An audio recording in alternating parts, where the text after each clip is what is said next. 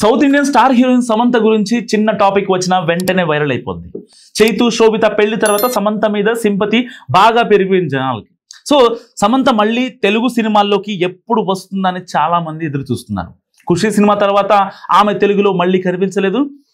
బయోసైటిస్ కోసం ట్రీట్మెంట్ తీసుకుంటుంది సమంత. ఆ నడుమ సెటాడిల్ వెబ్ సిరీస్ లో కనిపించింది, కానీ మళ్ళీ సినిమా అప్డేట్ ఇవ్వట్లేదు.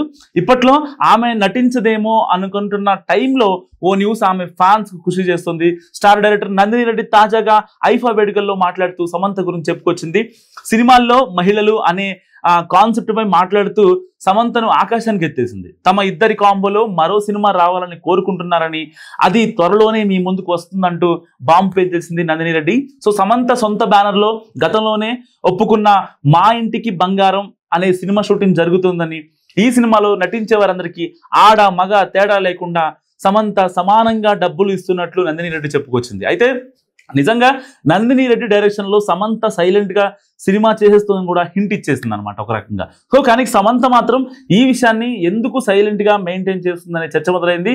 ఏదేమైనా సమంత మళ్ళీ తెలుగు తెరపై కనిపిస్తే అదే చాలు అంటున్నారు ఆమె ఫ్యాన్స్.